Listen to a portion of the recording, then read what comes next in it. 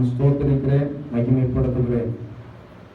ஒவ்வொரு நாளும் நாம் காக்கப்படுவது அது பெரிதான இரக்கம் என்பதை அறிந்திருக்கிற உணர்ந்திருக்கிறதான ஜனங்களால் மட்டும் இயேசுடைய நாமத்தை உற்சாகத்தோடு மகிமைப்படுத்த முடியும். தேவனுக்கு நாம் செலுத்துகிறவைகள் மகிழ்ச்சியாகவும் சந்தோஷமாகவும் செலுத்தப்படும் போது தேவன் அதை ஏற்றுக்கொள்கிறவராக இருக்கிறார். நான் மனப்பூர்வமாக செலுத்தாதவைகள் அது எதுவாக இருந்தாலும் தேவனால் ஏற்றுக்கொள்ளப்படாது. இந்த நாளிலேயும் மனப்பூர்வமாக யார் யார் கர்த்தருடைய நாமத்தை மகிமைப்படுத்தினீர்களோ அவருடைய துதி ஸ்தோத்திரங்கள் எல்லாம் தேவனிடத்தில் அது ஏற்றுக்கொள்ளப்பட்டு மீண்டுமாக அவருடைய ஆசீர்வாதத்தை நமக்கு கொடுத்திருக்கிறது. வரப்போகிற நாட்களிலே அந்த ஆசீர்வாதங்களை கண்டு கர்த்தர் நாமத்தை மகிமைப்படுத்த கர்த்தர் நமக்கு உதவி செய்வாராக. இந்த நாளிலும் கர்த்தர் நாமத்தை ஆராதனை செய்யும்படியாக கடந்து வந்திருக்கிற ஒவ்வொருவருக்கும் எனது அன்பின் வாழ்த்துக்களை தெரிவித்துக் கொள்கிறேன். புதிதாக வந்திருக்கிறவர்களை கர்த்தர் நாமத்தாலே என்னுடைய வாழ்த்துக்களை நான் தெரிவித்துக் கொள்கிறேன். கர்த்தர் தாமே அனைவரையும் ஆசீர்வதிப்பாராக. இந்த வேளையிலே நாம் கர்த்தருடைய வார்த்தைக்கு நேராக நம்முடைய சிறுமையை திருப்புவோம். வேதாகமத்தில் ஒரு வேத பகுதியை எடுத்து வாசிப்போம். வாசியுங்கள். லூக்கா எழுதின சுவிசேஷம் 10வது அதிகாரம்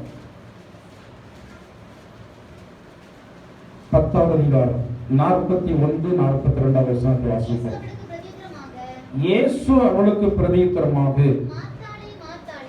மார்த்தாளே மார்த்தாளே, நீ அநேக காரியங்களை குறித்து கவலைப்பட்டு கலங்குகிறாய். தேவையானது ஒன்றே. மரியாள் தன்னை விட்டு எடுபடாத நல்ல பங்கை தெரிந்து கொண்டாள் என்றார். கர்த்தருடைய நாமத்திற்கு மகிமை உண்டாவதாக. மார்த்தாள் மரியாள் அநேக வேளைகளிலே நாம வேதாகமத்திலிருந்து கேள்விப்பட்டதான பெயர்கள்.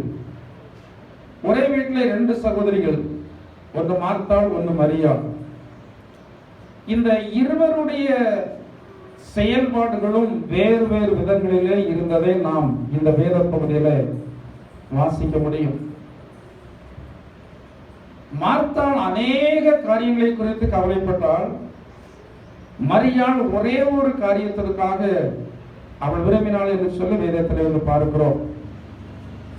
இந்த மரியாளுடைய விருப்பத்தை குறித்து ஆண்டவரே சாட்சி கொடுக்கிறார்.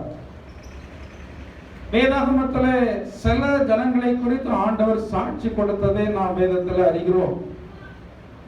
இந்த பகுதியில் மரியாளை குறித்து ஆண்டவர் சாட்சி கொடுக்கிறார். மரியாள் தன்னை விட்டு எடுபடாத நல்ல பங்கை தெரிந்து கொண்டாள் என்று சொல்லி இயேசு கிறிஸ்துவை சாட்சி கொடுக்கிறார். மனிதன் கொடுக்கிறதான சாட்சி பெரிதல்ல, தேவன் கொடுக்கிறதான சாட்சி தான் பெரிதான சாட்சி. இந்த மார்த்தாள் மரியாள் 2 பேருமே தேவனுடைய பிள்ளைகள் தான். இந்த மார்த்தாள் மரியாள் இவர்களுடைய குடும்பத்திற்கும் ஆண்டவருக்கும் ஏற்கனவே நல்லதொரு தொடர்பு இருந்தது. இந்த மார்த்தாள் மரியாளுடைய குடும்பத்தை சேர்ந்தவர் தான் லாசர் என்று சொல்வதான மனிதர். இந்த லாசரை மிகவும் அன்பாக ஆண்டவர் நேசித்தார். எனவே இந்த குடும்பத்தின் மீதும் ஆண்டவருக்கு ஒரு அன்பு இருந்தது. நாங்க மார்த்தாள் மரியாள் 2 பேர் சகோதரிகளாக இருந்தாலும் கூட தேவனுக்கு அடுத்ததான காரியத்தில் 2 பேருடைய செயல்பாடுகளும் மிக மிக வேறுபட்டதான காரியங்கள். இந்த மார்த்தாள் அநேக காரியங்களை குறித்து என்ன செய்கிறாள்? கவலைப்படுகிறாள். மரியாள் ஒரே காரியம், தேவையானது ஒன்றே. மரியாள் தன்னை விட்டு ஈடுபடாத நல்ல பண். ஒரே ஒரு காரியத்தை குறித்து தான் இந்த மரியாள் அவள் கவலைப்படுகிறாள். ஆனால் மார்த்தாளும் அநேக விதமான காரியங்கள். இன்னைக்கு தேவனுடைய பிள்ளைகளுடைய கூட்டத்திற்குள்ளாக இந்த இருதரப்பான ஜனங்களும் இருக்கிறார்கள். மார்த்தாளுடைய கூட்டம், மரியாளுடைய கூட்டம் ரெண்டுமே எங்க தான் இருக்கிறது? ரெண்டுமே திருச்சபைக்குள்ளதான் இருக்கிறது. இந்த மரியாளுடைய கூட்டம் மிக சொற்பமான ஆட்கள் தான் இருப்பாங்க. ஆனா மார்த்தாளுடைய கூட்டம் நிறைய. இந்த மார்த்தாள் எப்ப பார்த்தாலும் என்ன பண்ணிட்டு இருப்பான்? நீ கவலையா இருக்கா, சந்தோஷமா இருக்கா? சபையில வரும்போதாவது கொஞ்சம் என்னத்தை தெரிவிக்கணும். சந்தோஷப்படத்தக்கதான சில காரியத்தை ஆண்டவர் உங்களுக்கு செய்திருக்கும் போதாவது தேவனுக்கு என்பதாக நீங்க எப்படி இருக்கணும்? ஆண்டவர் மனசாகப்படக்கூடாது. உழவு நன்மை செய்ய சந்தோஷமே இல்லையே. ஏன் முன்னாடி வரும்போது எப்போதும் துக்கத்தோட தானே வந்து இருக்கிறாங்க, முகத்துல சிரிப்பே பார்க்க முடியலையே. பிறகு இவர்களுக்கு நன்மை செய்து என்னதான் பிரயோஜனம் என்று சொல்லி ஆண்டவர் மனசாகப்படக்கூடிய அளவுக்கு ஆயிடக்கூடாது. தேவனுடைய சன்னிதானத்துல நாம எப்போதும் எப்படி இருக்கணும்? சந்தோஷம் முக்கியமா முக்கியம் இல்லையா? சொல்லுங்க, உங்களுக்கு முக்கியம் முக்கியம் இல்லையா? பிறகு ஏன் சங்கடப்பட்டு கொண்டிருக்கிறீங்க? சிலருக்கு எதை நினைச்சாலும் சங்கடம் தான். மாப்பிள்ளைய நினைச்சாலும் சங்கடம், பிள்ளைகளை நினைச்சாலும் சங்கடம், வேலையை நினைச்சாலும் சங்கடம், சாப்பாடு நினைச்சாலும் சங்கடம், நண்பர்களை நினைச்சாலும் சங்கடம், ஊருக்கு போனாலும் சங்கடம். எப்ப பார்த்தாலும் ஏதாயும் ஒரு காரியத்தை நினைச்சு என்ன பண்ணிட்டே இருப்பாங்க. சிலருடைய சங்கடத்திற்கு வந்து வேறு நபர் காரணம் அல்ல. யார்தான் காரணம்? சிலருடைய சங்கடத்துக்கு நீங்களே தான் காரணம். நீங்களே தான் காரணம். நீங்களே உங்களை வந்து உருவ குத்திக்கிட்டே வந்து என்ன செய்றீங்க, இருக்கிறீங்க. ஒரு மனுஷன் வந்து சந்தோஷமா இருக்கிறத இன்னொரு மனுஷன் விரும்பாமல் இருக்கலாம். ஆனா ஆண்டவர் வந்து மனுஷன் சந்தோஷமாக இருப்பதான். நம்ம ஆண்டவர் எல்லா மனுஷரும் எப்படி இருக்கும்? கிறிஸ்தவர் மட்டுமல்ல, அவர் விரும்புகிறது எல்லா மனிதர்களும் எப்படி இருக்கணும்? எல்லா மனிதரும் சந்தோஷமாக இருக்க விரும்புகிறதான தேவன் கிறிஸ்தவர்கள் சந்தோஷமாக இருக்கக்கூடாதுன்னு சொல்லி நினைப்பாரா? அவர் எதுக்கு தான் வந்தார் இந்த பூமியில? இந்த பூமியில அவர் எதற்கு வந்தார்? எதுக்கு வந்துட்டு போறார் பாஸ்டர்?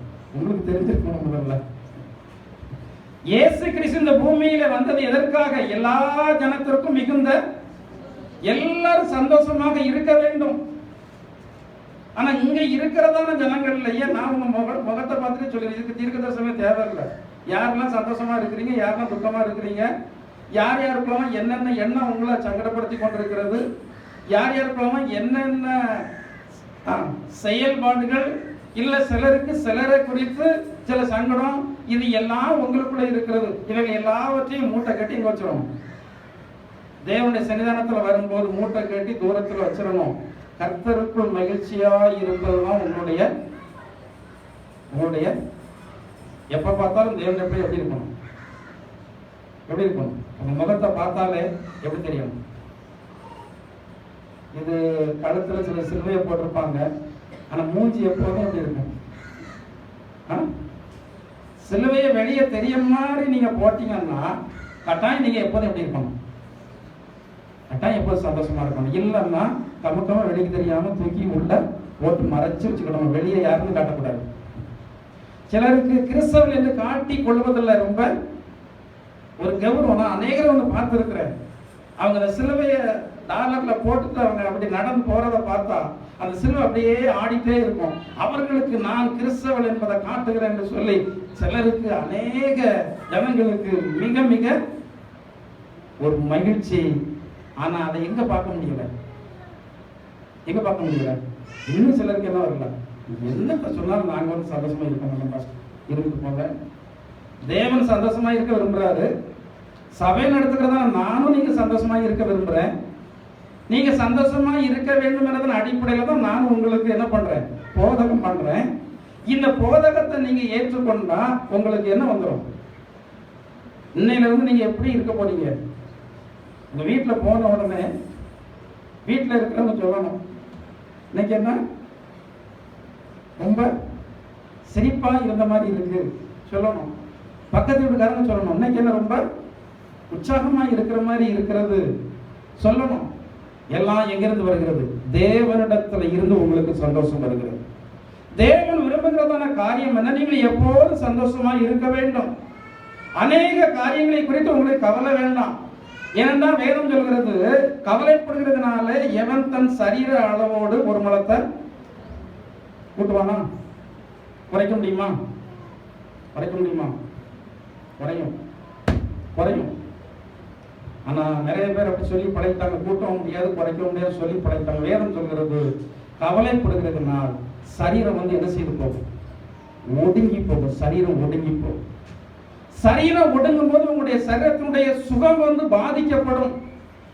நீங்க கவலைப்பட்டு எதையுமே பண்ண முடியாது. எதை குறித்து நீங்கள் கவலைப்படுகிறீர்களோ அதில் நீங்க கொஞ்சமாவது ஒரு மாற்றத்தை உண்டாக்கி இருக்கிறீர்களா? சிலர் கணவனுக்கு நினைக்கும் போது கவலை, இவர் இப்படியே இருக்கிறாரு. சரி, நீங்க கவலைப்பட்டு கொஞ்சமாவது மாறி இருக்கிறாரா? மாறல. பிள்ளைகளை குறித்து கவலை, கொஞ்சமாவது பிள்ளைகள் மாறி இருக்கா? இல்ல. நாம் அநேக காரியங்களை குறித்து படுகிறதான கவலை எல்லாமே நம்முடைய ஆத்மீக ஜீவியத்தினுடைய வளர்ச்சியையும் பாதிக்கிறது, நம்முடைய சரீரத்தினுடைய சுகத்தையும் என்ன செய்கிறது? பாதிக்கிறது. நீங்க முதலாவது நன்றாக இதயத்தில் வைத்துக் கொள்ள வேண்டும், நான் என்னுடைய சரீரத்தில் கவலைப்படுகிறதுனால எந்த ஒரு மாற்றமும் நிகழப்போகிறது இல்லை. எனவே நான் கவலைகள் அத்தனை நான் தூக்கி தூர வச்சுட்டு தேவையானது ஒண்ணு இருக்கிறது. அந்த ஒன்றை நான் என்ன செய்ய போகிறேன்? தெரிந்து கொள்ள போகிறேன். அந்த மரியாள் தெரிந்து கொண்ட அந்த ஒன்றை குறித்து அதே அதிகாரத்தில் நீங்கள் கொஞ்சம் மேல வாசித்து பார்ப்பீர்களானால் அங்கே சொல்லப்பட்டிருக்கிறது. வாசிங்க, 39வது வசனத்தை வாசிங்க.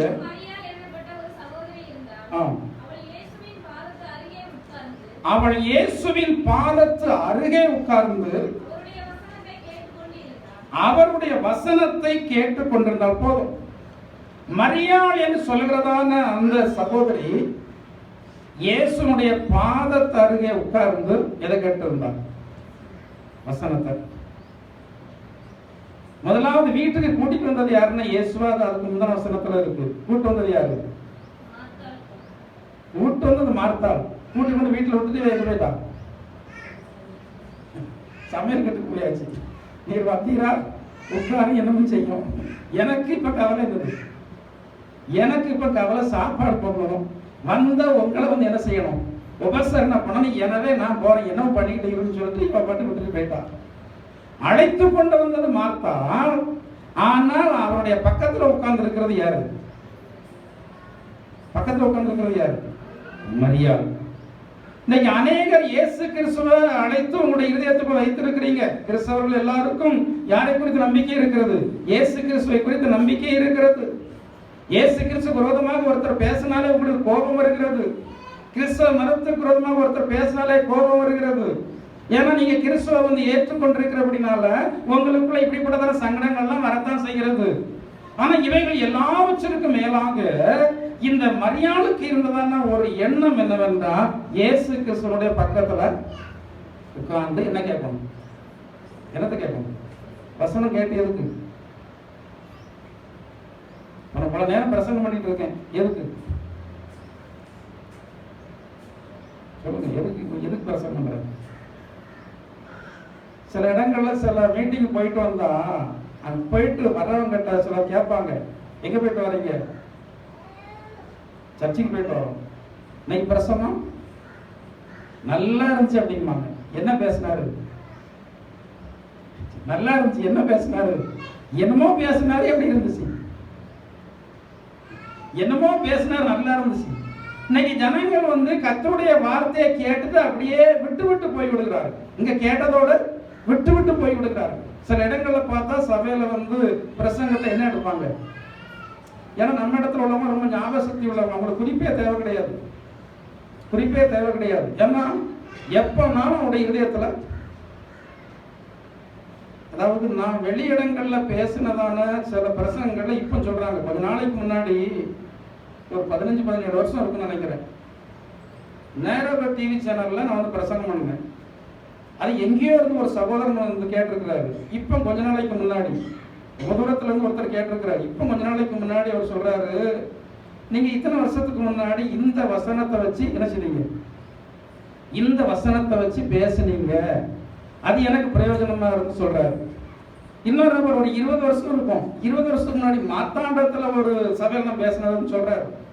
அப்போ அவங்க எல்லாம் அந்த வசனத்தை கேட்டு இருதயத்துல பத்திரப்படுத்தி வைத்திருக்கிறபடினால அவர்களுடைய அனுதின வாழ்க்கைக்கு அந்த தேவனுடைய வார்த்தைகள் என்ன செய்கிறது? பயன்படுகிறது. உங்களுடைய அனுதின வாழ்க்கைக்கு இன்னைக்கு எது பயன்படுகிறது? இன்னைக்கு அநேகருடைய அனுதின வாழ்க்கைக்கு பயன்படுகிறதான காரியம் மனிதர்களுடைய பாரம்பரியமான சடங்கு ஆசாரங்கள். வேத வசனையுடைய இருதயத்துல இல்ல, ஆனா என்ன இருக்கு? சடங்காசாரங்கள் வந்து இருக்கிறது. எனவே இவருடைய அனுதின வாழ்க்கையில தேவனுடைய வார்த்தைகளை இவர்கள் நடைமுறைக்கு பயன்படுத்துவதற்கு பதிலாக தொடாதே, தீண்டாதே, ருசி பாராதே என்று சொல்கிறதான இந்த பாரம்பரியங்களை யார் கை கொண்டாங்கன்னு வேதம் சொல்கிறது? இஸ்ரவேல் ஜனங்கள் கை கொண்டார்கள். ஆனால் தேவனுடைய நீதி நியாயங்களை அவங்க என்ன செய்தாங்க?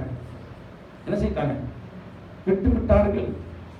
மனுஷனுடைய வாழ்க்கையினுடைய முன்னேற்றத்தை தடுக்கிறது என்ன? உங்களுடைய சடங்காசாரங்களா, இல்லாவிட்டால் நீங்கள் தேவனுடைய வார்த்தையை மீறி நடந்து கொண்டு இருப்பதா? இன்னைக்கு சில இடங்கள்ல வந்து சொல்றாங்க, இது வாசல் இப்படி விட்டுருக்காங்க, அந்த வீடு விளங்காது. இந்த வீட்டு முன்னாடி இந்த மரம் இருக்கிறது, ஆனா அப்படின்னா இந்த வீடு விளங்காது. இந்த வீட்டுக்கு திசை சரியில்லை, கிரகம் சரியில்லை, இப்படி சொல்றாங்க. ஆனா எந்த ஒரு நபரும் நீங்கள் சரியில்லை, எனவே உங்களுடைய வாழ்க்கையில் ஆசீர்வாதம் இல்லை என்பதை சொல்லுகிறதே இல்லை. வேதம் சொல்லுகிறது, நீங்க உங்களுடைய வசதிக்கு ஏற்ற போல வீடை கட்டி கொள்ளலாம். அது எங்க பக்கம் வாசலை போட்டாலும் அதை பற்றி பிரச்சனையே வந்து கிடையாது. ஆனா அதே வேளையில வேதம் சொல்கிறது, ஒரு மனிதன் எப்படி வாழ வேண்டும் என்று சொல்லி வேதம் வரையறுத்து இருக்கிறதோ அப்படி வாழ்ந்தால்தான் அவர்களுக்கு என்னது? ஆசீர்வாதம். பாகம் 28 அதிகாரம் 1வது வசனத்துல சொல்லப்பட்டிருக்கிறது, வாசியுங்கள். பாகம் 28 அதிகாரம் 1வது வசனத்தை வாசியுங்கள். இன்று நான் உனக்கு விதிக்கிற உன் தேவனாகிய கர்த்தருடைய கற்பனைகளின்படி எல்லாம் செய்ய நீ கவனமாய் இருக்கும்படிக்கு அவர் சத்தத்திற்கு உண்மையாய் செவி கொடுப்பாயானால் உன் தேவனாகிய கர்த்தர் பூமியில் உள்ள சகல ஜாதிகளிலும் எப்படி வைப்பார்? ஆண்டவர் எப்படி இருக்கும்போது வைப்பார்? அவருடைய வார்த்தைய கேட்கணும். கேட்டு அதன்படி வேதத்தில் சொல்லப்பட்டிருக்கிறது, இவைகளை வாசிக்கிறவர்களும் இவைகளை கேட்கிறவர்களும் இவைகளை கை கொள்கிறவர்களும் பாக்கியவான்கள். இந்த வேதாகமம் எதற்காக நம்முடைய கரத்திலே கொடுக்கப்பட்டிருக்கிறது? இன்னைக்கு வேதாகமத்தை ஒவ்வொருவரும் தவறாக வந்து பயன்படுத்துறாங்க. சிலர் எங்க வச்சிருப்பாங்க வேதாகமத்தை? தலைக்குள்ள வச்சிருப்பாங்க. எதுக்கு? அப்பதான் எந்த சொப்பனம் வராது, அப்பதான் கெட்ட சொப்பனம் வராது. சிலர் பைபிளை வந்து கார்ல முன்னாடி வச்சிருப்பாங்க. எதுக்கு? அப்பதான் ஆக்சிடென்ட் நடக்காது. அப்படிதானே? இந்த அடிப்படையில தானே வந்து வேத வசனங்களை வந்து நம்ம வந்து பயன்படுத்துறோம். ஆனா வேதம் சொல்லுகிறது, நீங்கள் வாசிக்கணும், கேட்கணும், அவைகளை கை கொள்ள வேண்டும். இந்த வேத புத்தகம் நம்முடைய கையில இருப்பது என்பது மாபெரும் ஒரு பெரிய ஒரு கிருபை. நான் சிறுவனாக இருக்கும்போது எல்லாருடைய கையிலும் என்ன இருக்காது? வேத புத்தகம் இருக்காது. ஏன்னா வேத புத்தகம் அவ்வளோ டிமாண்டு. ஆனா இன்னைக்கு ஒரு நபருக்கு அத்தனை வேதாகமும் இருக்கிறது வீட்டுல. விதவிதமாக வேத புத்தகத்தை நம்ம வாங்கி வைத்திருக்கிறோம். சின்ன புத்தகம், பெரிய புத்தகம், அதாவது செருப்புகள் விதமா வாங்கி வைத்திருக்கிறோம். இன்னைக்கு விதவிதமாக வேத புத்தகம் வந்து வாங்கி வைத்திருக்கிறோம். எதற்கு தான் வச்சிருக்கிறோம்னா கையில சும்மா வைத்துக் கொள்வதற்கு மட்டும்தான். சிலர் ஞாயிற்றுக்கிழமை மட்டும்தான் என்னத்தை எடுப்பாங்க. இருக்காங்க, இங்கே இருக்காங்க, தெரியும், 1-2 பேர் இருக்காங்க. இன்னைக்கு தான் எடுப்பாங்க, இங்கே இருக்காங்க. ஞாயிற்றுக்கிழமை மட்டும் தான் எடுப்பாங்க. மற்ற நாள் என்ன எடுக்கிறது இல்லை, வேதாகமத்தை எடுக்கிறதே இல்லை. இது சபைக்கு போக வேண்டுமென ஒரு கிறிஸ்தவன் வேதாகமத்தை கொண்டு வர வேண்டும் என்ற பாரம்பரியத்திற்காக தான் அதுவும் எடுப்பது. இல்லாவிட்டால் அதுவும் என்ன செய்கிறது இல்லை, எடுக்கிறது இல்லை. இந்த வேத புத்தகத்தை நீங்கள் என்ன செய்யணுமா? வாசிக்கணும், சொல்லப்படுகிறதான வார்த்தைகளை கேட்கணும். இந்த மரியாள் தெரிந்து கொண்டது என்ன? தேவனுடைய பாதத்துல உட்கார்ந்து இருந்து எதை கேட்கிறார்? வசனத்தை கேட்கிறார். வசனத்தை கேட்பதற்கு இன்னைக்கு ஜனங்களுக்கு என்ன இல்லை? ஒரு ஊழியக்காரர் ஒரு வசனத்தை எடுத்துட்டு ஒரே ஜோக்கா சொல்லிக்கிட்டோம்னா நல்லா சிரிச்சு கேட்போம். அந்த ஜோக்கெல்லாம் ஞாபகத்துல இருக்கும். ஆனா அதே வேளையில வேத வசனங்களை மறுபடி சொன்னா அந்த வேத வசனத்தை கேட்பதற்கு என்ன அடிக்கும்? நமக்கு என்ன அடிக்கணும்? ஒவ்வொரு அடிக்குது பாஸ்டர், ஒரே வசனமா சொல்லிட்டு இருக்குது. கொஞ்சம் ஜோக்குன்னா சொல்லுங்கண்ணா. தேவனுடைய பிரசங்க பீடத்துல யாருக்காக தான் பேசணும்? தேவனுக்காக தான் பேசணும். அது என்ன அடிப்படையில தான் பேசணும்? அவர் என்ன விரும்புகிறாரோ அந்த அடிப்படையில தான் பேச முடியும். நீங்க எப்படியாயினும் தேவனுடைய பிள்ளைகளாக மாற வேண்டும். இந்த உலகத்தை நினைத்து பார்க்கும்போது ஒண்ணுமே கிடையாது. அந்த உலகத்துல மனுஷனுக்கு நன்மை இன்னதென்று ஒண்ணுமே இல்லை, ஒண்ணுமே கிடையாது. ஆனா நாம நினைக்கிறோம் நமக்கு இருக்கிறது எல்லாம் நன்மை என்று சொல்லி நாம நினைக்கிறோம். ஒரு தேவனுடைய பிள்ளைக்கு நன்மை ஆண்டவராக இயேசு கிறிஸ்து தான் ஒழிய இந்த பூமியில இருக்கிறதெல்லாம் அது ஒரு பூரண சந்தோஷத்தை சமாதானத்தை மனுஷனுக்கு கொடுக்கணும். உலகத்துல வருகிறதான சந்தோஷ சமாதானம் எல்லாம் அது கொஞ்ச நேரம். வீடு கட்டியாச்சு, கொஞ்ச நாள் தான் சந்தோஷம். வாகனம் வாங்கணும் வாங்கியாச்சு, கொஞ்ச நாள் தான் வந்து என்னது சந்தோஷம். ஒரு ஜோல்ஸை செய்யணும் செய்தாச்சு, கொஞ்ச நாள் தான் வந்து சந்தோஷம். ஆனா நிரந்தரமான நிலையான ஒரு சந்தோஷம் எங்கதான் இருக்கிறது? தேவனிடத்துல தான் இருக்கிறது. இந்த மரியாள் தேவனுடைய பாதத்துல உட்கார்ந்து அவள் மகிழ்ச்சியோடு கேட்டுக்கொண்டிருக்கிறாள். இவளுக்கு ஒரே ஒரு கவலை தான், தேவனுடைய வார்த்தை எனக்கு தெரியணும், தேவன் விரும்புறதை நான் வந்து செய்யணும், தேவன் சொல்றதை நான் வந்து செய்யணும் என்கிறதான ஒரு விருப்பம் மட்டும்தான் இவளுடைய இருதயத்துல இருந்தது. அதற்காகவே இவள் தேவனுடைய பாதத்திலே அமர்ந்திருக்கிறாள். காலங்கள் தோறும் கிறிஸ்தவ மார்க்கத்துல தேவனை பின்பற்றுகிறேன் என்று சொல்கிறதான கூட்டத்துல இருதரப்பான ஜனங்களும் இருந்து கொண்டேதான் இருந்திருக்கிறார்கள். அன்றிலிருந்து இன்றைய வரைக்கும் அப்படிதான் இருக்கிறது. இன்றைக்கு வந்து மரியாளுடைய கூட்டம் எதைதான் கேட்கிறது? தேவனுடைய வசனம் சொல்லும்போது எப்படி கேட்பாங்க? வேதத்துல சொல்லப்பட்டிருக்கிறது, பெரோயா பட்டணத்தார் தெசலோனிக்கேயில் உள்ளவர்களை காட்டிலும் தேவனுடைய வசனத்தை எப்படி கேட்டாங்கன்னா மனம்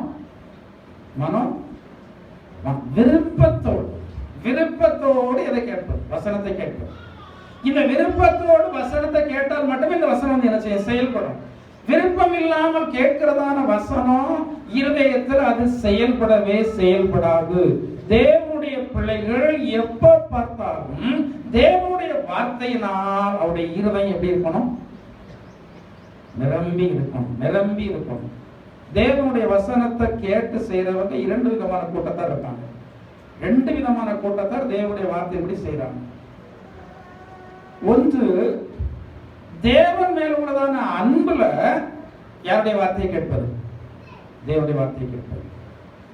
இரண்டாவது, தேவன் மேல உள்ளதான பயத்துல ஆண்டுடைய வார்த்தையை கேட்டு அதன்படி செய்வது. இந்த இரண்டு கூட்டத்திலையும் மேன்மையான கூட்டம் எது என்றால் எதுல செய்யறது தான். எதுல செய்யறது? அன்புல செய்யறது.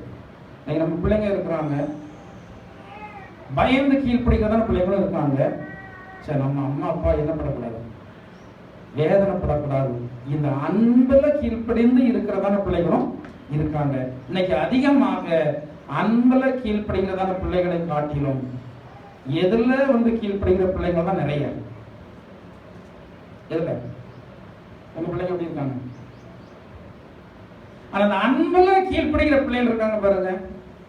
அவர்கள் வயது முதிர்ந்து அவர்கள் திருமணம் எல்லாம் முடித்ததற்கு பிறகும் பெற்றோர் வந்து வேதனைப்பட்டு விடக்கூடாது என்று சொல்லி பெற்றோர்களுடைய விருப்பத்தை நிறைவேற்றி கொண்டிருப்பாங்க. ஆனா அந்த பயந்து செய்யறதான பிள்ளைங்க இருக்காங்க பாருங்க. கொஞ்சம் பிள்ளைகள் வளர்ந்துட்டுன்னா அதுக்கு பிறகு பெற்றோர்கள் எது சொன்னாலே எப்படி பார்ப்பாங்க? இப்படி, அதாவது தலை இருக்க இடத்துல கழுத்து வந்துட்டுன்னா, கொஞ்சம் கீச்சி குரல் கொஞ்சம் கனத்த சத்தமா வந்துட்டுன்னா அதுக்கு அப்புறம் என்ன அந்த சத்தமே வந்து கொஞ்சம் மாறி இருக்கும். அந்த கண்ணு கொஞ்சம் எடுப்பா பார்க்கும். இது இவ்வளவு நாளும் இது எப்படிதான் கீழ்ப்படிந்திருக்கு? பயந்துதான் கீழ்ப்படிந்திருக்கிறது. இவ்வளவு நாள் அன்புல கீழ்ப்படிந்து இருந்தால் இது எத்தனை வயது ஆனாலும் சரி இந்த பெற்றோர்களுடைய வார்த்தையின்படி செய்வதற்கு இவர்களுடைய இருதயம் சம்மதித்துக் கொண்டிருக்கும். வேதாகமத்தில் எத்தனையோ தேவனுடைய பிள்ளைகளை குறித்து பார்க்கிறோம். அநேக தேவனுடைய பிள்ளைகள் தேவன் மேல் உள்ளதான அன்புல தான் யாருடைய வார்த்தையை கேட்டாங்க. ஆபிரகாம் இருக்காரு, நோவா வந்து இருக்கிறாரு. இவங்க எல்லாம் எப்படி கேட்டாங்கன்னா தேவன் மேல உள்ளதான ஏன் எதற்கு, எப்படி? ஒரு பெரிய ஒரு தாய் தகப்பன் இருக்கிறாள் என்றால் பிள்ளைங்களுக்கு கவலையே இல்லை. போகக்கூடாதுன்னா போகாம இருந்தோம். ஏன்னா இந்த பெற்றோர்கள் இதை குறித்து எண்ணி இவங்க போகிறது நன்மையா தீமையா, லாபமா நஷ்டமா, கஷ்டமா துன்பமா இன்பமா, இவைகள் எல்லாவற்றையும் இவர்கள் பரிசோதித்து பார்த்துதான் ஒரு முடிவை சொல்றாங்க. நீ வந்து போகக்கூடாதுன்னு சொல்றாங்க. இவன் சிந்திக்க அவசியமே இல்லை. பெற்றோர்கள் மேல் அன்பு இருந்தா போகக்கூடாதுன்னா போகாம இருந்துருவான். ஆனா அதே வேளையில பெற்றோர்கள் மீது அன்புலங்க ஏன் வந்து போகக்கூடாதுன்னு சொன்னாங்க? இல்லை, ஏன் என்னுடைய அம்மா வந்து போகக்கூடாதுன்னு சொன்னாங்க?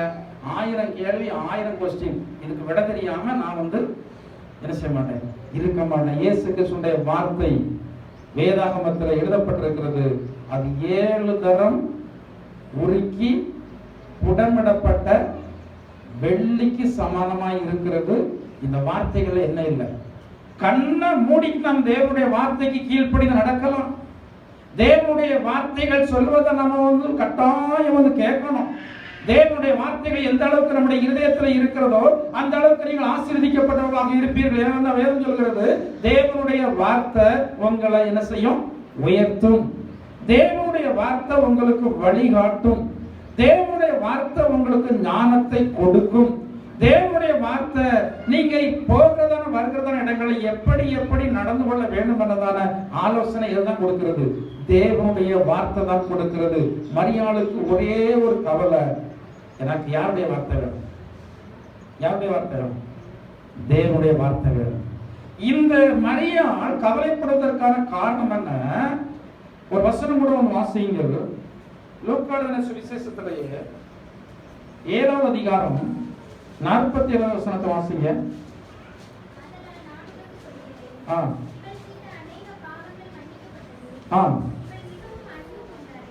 இவள் மிகவும் என்ன செய்தாள்? அன்பு கூர்ந்தாள். இவள் அன்பு கூர்ந்ததற்கான காரணம் என்ன? இவள் செய்த அநேக பாவங்கள் என்ன செய்யப்பட்டது? நாம் எவ்வளவு பாவங்கள் செய்திருக்கோம்? பொதுவாக மனிதர்கள் நினைக்கிறது கொலை, கொள்ள, விபச்சாரம், களவு, இவைகளை தான் நம்ம வந்து பாவம் நினைக்கிறோம். ஆனா இவைகள் இல்லாமல் பெரிய பெரிய பாவங்கள்லாம் இருக்கு. இவைகள் இல்லாமல் பெரிய பெரிய பாவங்கள்லாம் இருக்கிறது. ஆனா நாம நினைக்கிறோம் இதுதான் பெரிய பாவம் நினைக்கிறோம். வேதத்துல சொல்லப்பட்டிருக்கிறது, சகோதரனை பகைக்கிற எவனும் மனுஷ புதைப்பாராம். கண்ட சகோதரனை விட்ட வந்து பேசாம இருந்துட்டு இவன் தேவனை நான் நேசிக்கிறேன் என்று சொல்லி சொன்னா அது பொய்ன்னு வேதம் சொல்லுது. ஏன்னா கண்ட சகோதரனிடத்தில் அன்பு கூறாதவன் காணாத தேவனிடத்தில் என்ன செய்ய முடியாது? என்ன செய்ய முடியாது? அன்பு கூற முடியாது. ஒரு மனிதர்களிடத்துல நம்ம வந்து எப்படி நடந்து கொள்றோமோ அதைத்தான் ஆண்டவர் சொல்றாரு, நீ என்னிடத்துல நடந்து கொண்டதற்கான சமானம் என்று சொல்லி ஆண்டவர் சொல்லுகிறார். எந்த ஒரு மனிதன் நேரடியாக வந்து ஆண்டவருக்கு விரோதமான காரியத்தை செய்யறது இல்லை. ஒரு மனுஷனுக்கு விரோதமாக செய்கிறதான காரியங்கள் தேவனுடைய பார்வையில் அது பாவமாக, அப்படிதானே? ஒரு மனுஷனை கெட்டாலும் சொல்லி பேசினா தேவனுக்கு பாவமாக கருதுகிறார். அவரை சொல்லி பேசல, ஆனா யாரை பேசுறோம்? ஒரு மனுஷனை பேசுறோம். தேவனுடைய சாயலாக சிருஷ்டிக்கப்பட்டிருக்கிறபடினால மனுஷன் அவனுக்கு விரோதமாக செய்கிறதான அனைத்து காரியங்களும் தேவனுடைய வார்த்தையின்படி அது பாவமாக என்ன செய்யப்படுகிறது? எண்ணப்படுகிறது.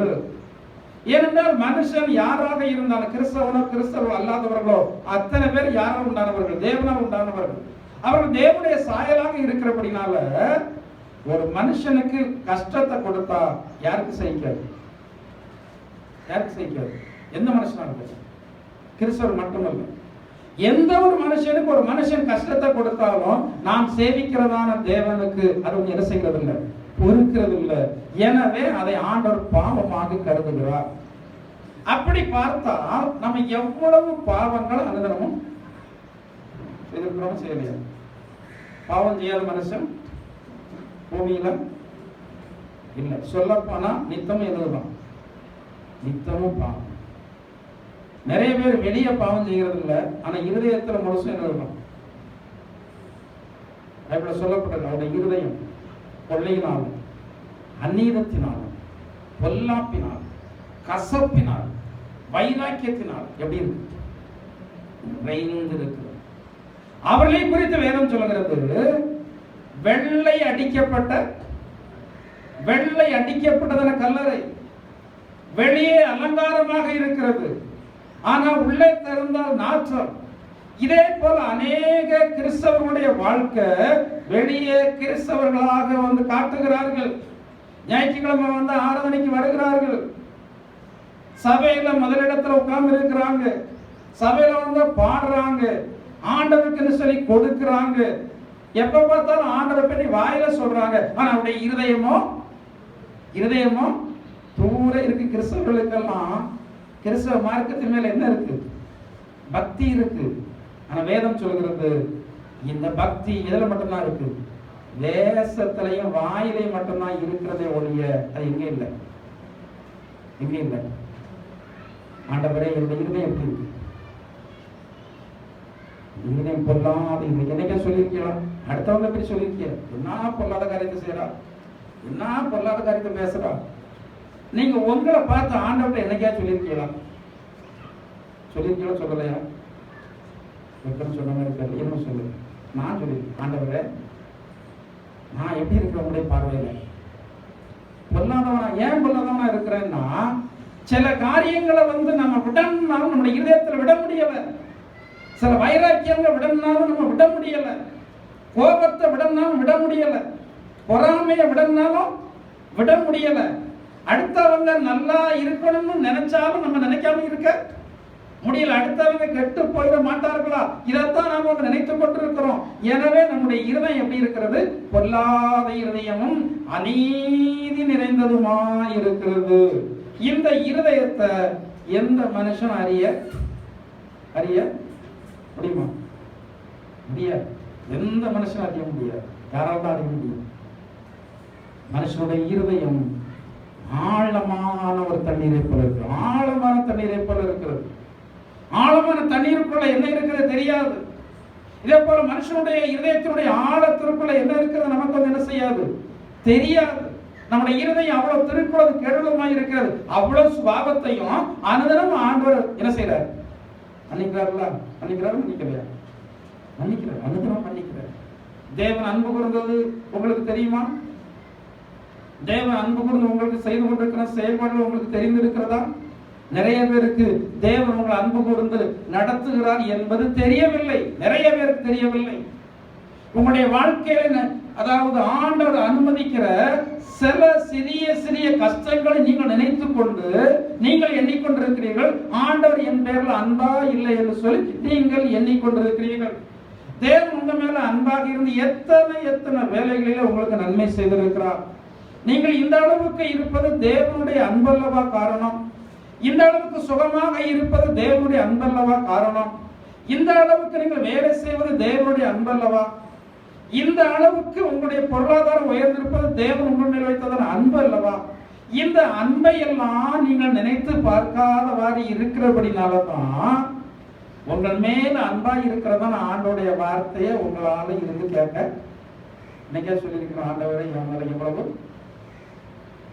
அன்பா இருக்கிறீங்க சொல்லியிருக்கிறீங்களா? ஒரு மனுஷன் உங்களை உயர்த்தி பேசும்போது உங்களுக்கு எவ்வளவு சந்தோஷம் வருது?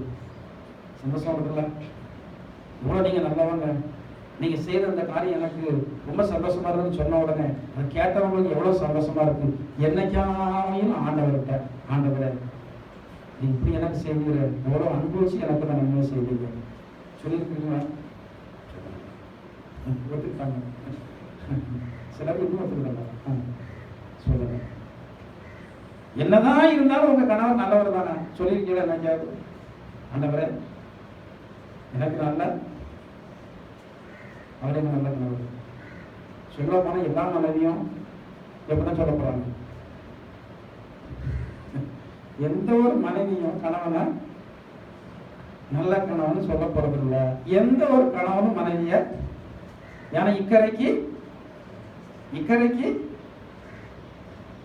அக்கறை வச்சு மனைவி பார்த்து சொல்றா, எத்தனையோ பேருக்கு மாப்பிள்ள வச்சிருக்கு, எனக்கும் வச்சிருக்கான் பாரு, இப்படி வந்து இப்படி எல்லாரும் தான் சொல்லிக்கிட்டு இருப்பாங்க. ஏன்னா இங்க இருந்து பார்ப்பதற்கு அது கொஞ்சம் கண்ணுக்கு இனிமையாகவும் குளிர்ச்சியாகவும் என்ன செய்ய தெரியும். ஆனா தேவன் உங்கள் மீது அன்பு பாராட்டி எப்படி நடத்தி கொண்டு வந்திருக்கிறார்.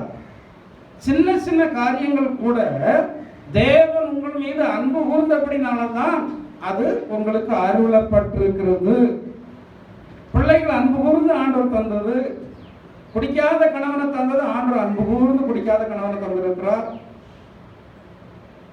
எவ்வளவு அன்பாக உங்களுடைய கணவன் எல்லா நேரத்திலும் நடந்து கொள்கிறார். எப்போதோ 1-2 நேரத்துல தான் கொஞ்சம் என்னப்படுத்துறாரு, சங்கடப்படுத்துறாரு.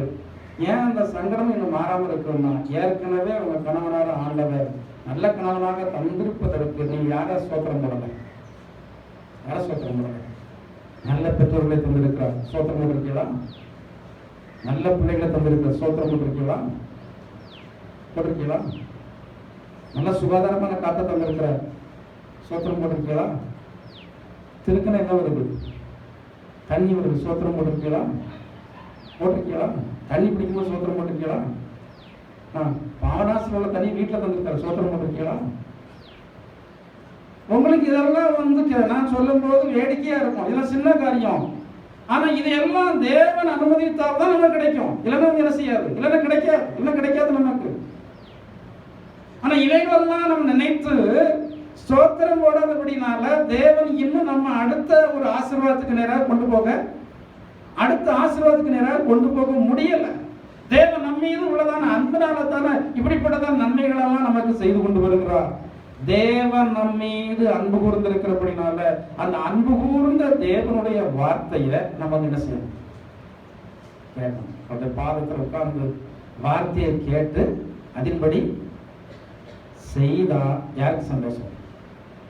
இல்ல நான் அநேக காரியங்கள் மேல கவலையாகத்தான் இருப்பேன்னா அந்த கவலை உங்களை வந்து ஆசீர்வாதத்துக்கு நேராக நடத்தாது. வருங்காலத்துல நீங்க வந்து இன்னும் கவலையை வந்து கூட்டிக் கொண்டுதான் இருப்பீங்க.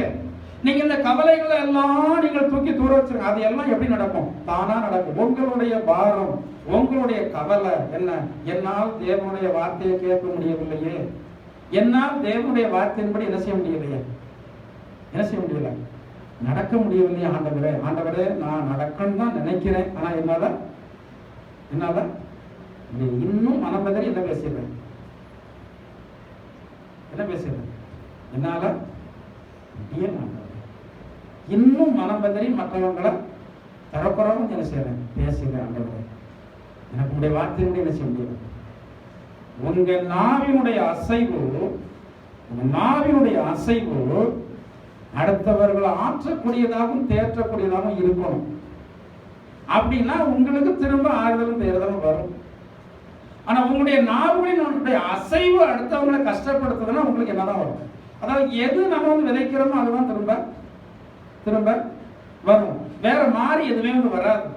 தேவனுடைய பிள்ளைகளாகி நாம் தேவனுடைய சன்னிதானத்தில் அமர்ந்து தேவன் மேல வந்து அன்பு கூர்ந்தா பழையபடி தேவன் நம்ம மேல என்ன செய்வார், அன்பு கூறுவார். மரியாள் தன்னை விட்டு எடுபடாத நல்ல பங்கு தெரிஞ்ச ஒரு வசனம் ஆசிரியர் உபாகமத்துடைய புத்தகம் 5வது அதிகாரம் 10வது வசனம் வாசிங்க.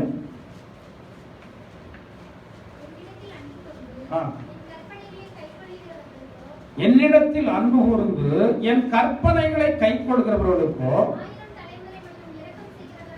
1000 தலைமுறை மட்டும் என்ன கிடைக்குமா? யாருக்கு? நீங்க தேவனுடைய வார்த்தையின் மீது அன்பு கூர்ந்து அதன்படி நடந்தா எத்தனை தலைமுறை? உங்களுடைய பிள்ளைகள் எப்படி இருப்பாங்க? வேதத்துல சொல்லப்பட்டிருக்கு அல்லவா, நீதிமான் தன் உத்தமத்தில் உறுதியா இருக்கிறான், அவனுக்கு பின்பு அவனுடைய பிள்ளைகள் எப்படி இருப்பாங்க. நம்ம நினைக்கிறோம் பிள்ளைங்களுக்கு உயர்படி படிச்ச உடனே ஆசீர்வதிக்கப்பட்டுருவாங்க. படிக்கணும், நம்ம பிள்ளை கிறிஸ்தவன் நல்லா படிக்கணும், படிக்காம இருக்கக்கூடாது, நல்லா படிக்கணும், எவ்வளவு படிக்கணும் அவ்வளவு படிக்கணும். ஆனா அந்த அடிப்படையில மட்டும் ஒரு மனுஷன் வந்து என்ன அடைகிறது இல்லை, உயர்வடைகிறது இல்லை. ஒரு மனுஷன் ஆசீர்வதிக்கப்பட வேண்டுமானால் முதலாவது தேவனுடைய ராஜ்யத்தையும் அதில் முதல்ல என்னது தேவனுடைய ராஜ்யத்துக்கு, அடுத்தால அவருடைய நீதி என்னது, மனம் திரும்புதல், ரட்சிப்பு, ஞான ஸ்நானம், இப்படி எல்லா நீதியும் நிறைவேற்றுவது நமக்கு ஏற்றதாக இருக்கிறது. பிள்ளைகள் சிறு பிள்ளைகளாக இருக்கும் போதே தேவனுடைய ராஜ்யத்துக்கு நேராக நடத்தணும், தேவனை நேசிக்கிறதான நேசத்திற்கு நேராக நடத்தணும். சிறு பிள்ளைகளிலேயே தேவனுடைய நாமத்தை இவர்கள் நேசிக்கணும், தேவனுடைய சன்னிதானத்தை வாஞ்சிக்கணும், தேவனுடைய வார்த்தைகளை இவர்கள் வாஞ்சிக்கணும். அப்படி நம்முடைய பிள்ளைகளை நடத்தினால் அந்த பிள்ளைகள் வருங்காலத்தில் எப்படி இருப்பாங்க? ஆசீர்வதிக்கப்பட்டவர்களாக இருப்பாங்க. மரியாள் தேவனிடத்துல அன்பு கூர்ந்தபடினால் அவருடைய பாதத்துல உட்கார்ந்து தேவனுடைய வார்த்தையை என்ன செய்யறான்? கேட்டுக்கொண்டிருக்கிறார். வார்த்தையை கேட்டுக்கொண்டிருக்கிறார். தேவனுடைய நன்மதிப்பு இந்த மரியாளுக்கு கிடைத்தது. ஆனா இந்த மார்த்தாளை குறித்து ஆண்டவர் சொல்லும் போது, நீ அநேக காரியங்களை குறித்து கவலைப்பட்டு நீ என்ன சொல்லி கொண்டிருக்கிறார்? கலக்கி கொண்டிருக்கிறார். நம்ம சொன்னாதான் சொல்றேன், எல்லா காரியங்களும் தேவனிடத்தில் ஒப்பு கொடுத்துட்டு எல்லாம் அவர் ஏற்ற நாட்களில நன்மையாகத்தான் எனக்கு செய்வார் என்று சொல்லி நம்பி நம்ம தேவனுடைய வார்த்தையை பார்த்து இந்த வார்த்தை என்ன சொல்கிறதோ அதன்படியே செய்வதற்கு நீங்கள் ஒப்பு கொடுத்தால் உங்களுடைய வருங்கால வாழ்க்கை எப்படி இருக்கும்? ஆசீர்வாதம். இன்னைக்கு அநேக கிறிஸ்தவருடைய வருங்கால வாழ்க்கை எப்படி இல்லை? அநேக பிள்ளைகள் இன்றைக்கும் வேதனைப்பட்டு கொண்டிருக்கிறாங்க. அநேக பிள்ளைகளை பெற்றதான பெற்றோர்கள் பிள்ளைகளை நினைத்து பார்க்கும்போது இன்றைக்கு வேதனைப்படுறாங்க. ஏனென்றால் அந்த பிள்ளைகள் வளர்ந்து வரும்போது தேவனுடைய ராஜ்யத்திற்கு அடுத்தான காரியங்கள் என்ன செய்யல, தேடல, அதன்படி போதிக்கப்படவில்லை. பெற்றோர்கள் தேவனுடைய ஆலயத்தில் இருப்பாங்க, ஆனா அந்த பிள்ளைகள் ஊர் சுத்தி கொண்டிருப்பாங்க. இந்த பெற்றோர்கள் தேவனிடத்துல ஜெபம் பண்ணி கொண்டிருப்பாங்க, ஆனா இந்த பிள்ளைகள் சிறு பிள்ளைகளாக இருக்கும் போது எங்கேயாவது அலைந்து தெரிந்து கொண்டிருக்கும். அப்படி இருந்ததான பிள்ளைகளுடைய வாழ்க்கையினுடைய தரம் வருங்காலத்தில் என்ன செய்யாது?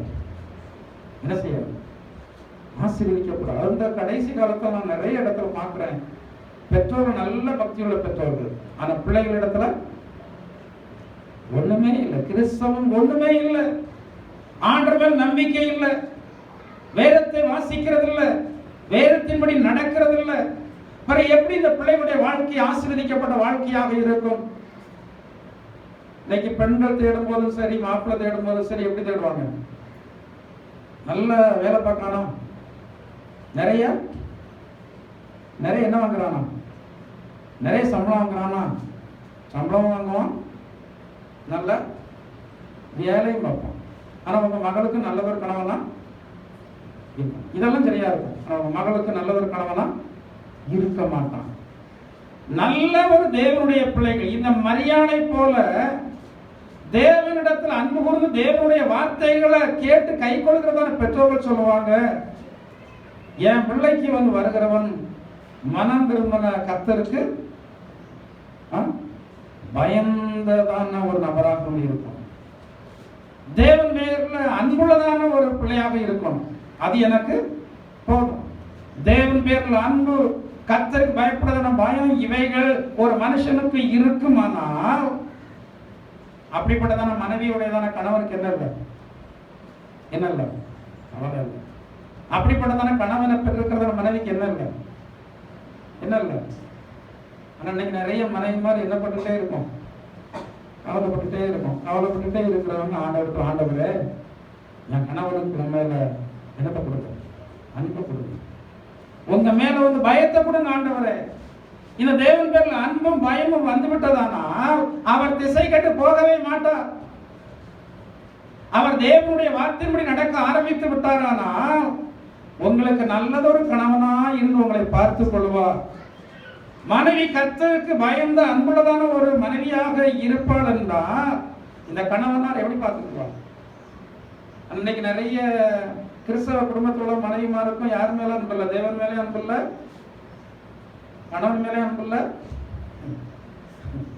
யார் மேல பயமும் இல்லை, ஆண்டவர் மேலே பயம் இல்லை, யார் மேலே பயம் இல்லை, மாப்பிள்ளை மேலே பயம் இல்லை. பிற எப்படி வாழ்க்கை எப்படி இருக்கும்? பிற அவளை எப்படி மனைவியாக இருப்பாள்? எப்படி ஒரு நல்ல மனைவியாக இருக்க முடியும்? நல்ல ஒரு கணவனாக எப்படி இருக்க முடியும்? தேவன் பேர்ல அன்பு கூர்ந்து தேவனுடைய வார்த்தைகளை கேட்டு கை கொடுக்கிறதான மனுஷர்கள் எப்படி வேதம் சொல்றது அப்படிதான் இருப்பாங்க. அந்த குடும்பம் தான் எப்படிப்பட்டதான குடும்பமாக இருக்கும்?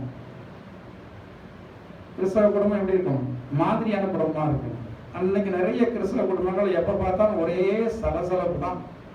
வேதத்துல சொல்லப்பட்டிருக்கிறது, நீதிமானுடைய கூடாரத்துல என்ன சத்தம் உண்டு? ரட்சிப்பின் கம்பீர சத்தம். ரட்சிப்பின் கம்பீர சத்தம் என்றால் என்ன? விடுதலின் கம்பீர சத்தம் என்பது எப்போதும் ஆண்டவரை துதிக்கிற சத்தமா தான் இருக்கும். ஆனா இன்னைக்கு நிறைய கூடாரத்துல என்ன சத்தம் இல்லை? சத்தம் இருக்கா? பாடல் சத்தம், ஜெப சத்தம், ஆண்டவரை துதிக்கிற சத்தம் வீட்டுல இருக்கா?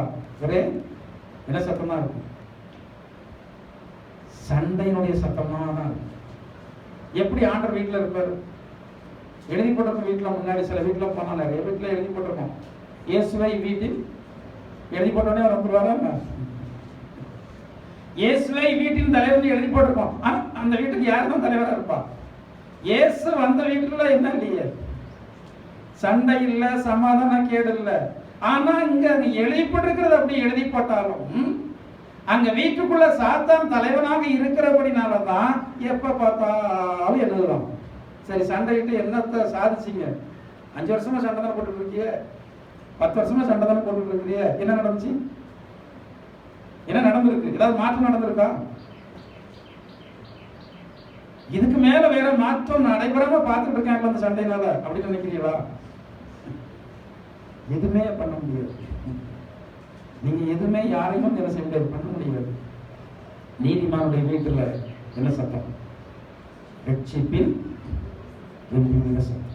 இன்னைக்கு அநேக கிறிஸ்தவ குடும்பங்களில இருக்கிறதான பேய் போகாமல் இருப்பதற்கான காரணம் என்ன?